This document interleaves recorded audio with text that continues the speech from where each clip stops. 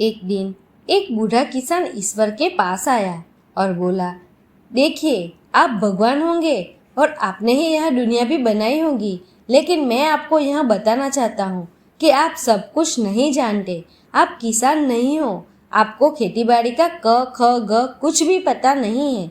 और मेरे पूरे जीवन के अनुभव का निचोड़ यह कहता है कि आपकी रची प्रकृति और उसके काम करने का तरीका बहुत खराब है।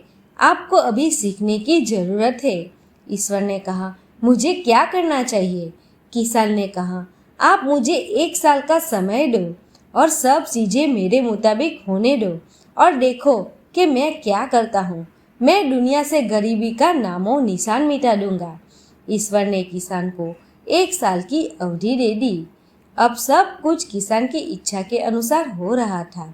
यह स्वाभाविक है कि किसान ने उन्हीं चीजों की कामना की जो उसके लिए ही उपयुक्त होती।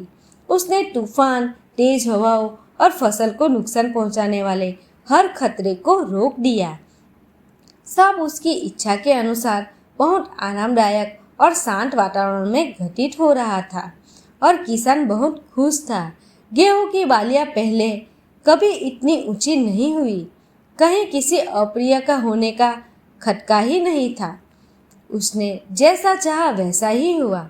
उसे जब धूप की जरूरत हुई तो सूरज चमका दिया, तब बारिश की जरूरत हुई तो बादल उतने ही बरसाए जितने फसल को भाए। पुराने जमाने में तो बारिश कभी कभी हद से ज्यादा हो जाती थी और नदियां उफनने लगती थी, फसलें बर्बाद हो जाती थी। कभी पर्याप्त बारिश नहीं होती तो धरती सूखी रह जाती और फसल झुलस जाती। इसी तरह कभी कुछ लगा रहता। ऐसा बहुत कम ही होता जब सब कुछ ठीक ठाक बीतता। इस साल सब कुछ 100% सही रहा। गेहूं की ऊंची बालियां देखकर किसान का मन हिलोरे लेने रहा था। वह ईश्वर से जब कभी मिलता तो यही कहता, आप देखना, इस साल इतनी पैदावार होगी कि लोग 10 साल तक आराम से बैठकर खाएंगे। लेकिन जब फसल काटी तो पता चला कि बालियों में अंदर गेहूं के दाने तो थे ही नहीं। किसान हैरान परेशान था। उसे समझ में नहीं आ रहा था कि ऐसा क्यों हुआ। उसने ईश्वर से पूछा, ऐसा क्यों हुआ?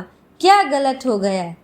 ईश्वर ने कहा, ऐसा इसलिए हुआ कि कहीं भी कोई चुनौती नहीं थी, कोई कठिनाई नहीं थी, कोई भी उलझन, दुविधा, संकट नहीं था और सब कुछ आदर्श था।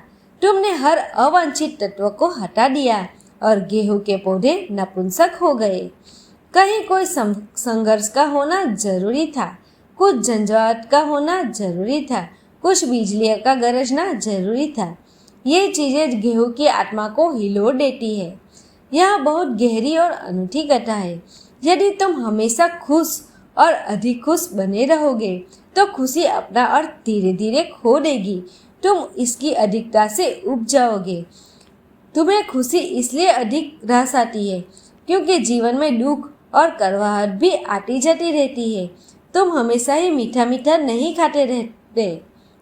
कभी कभी जीवन में नमकीन को भी चखना पड़ता है। यह बहुत जरूरी है। उसके न होने पर जीवन का पूरा स्वाद खो जाता है। दोस्तों, अगर आपको मेरा ये वीडियो पसंद आए तो मेरे चैनल को सब्सक्राइब कीजिए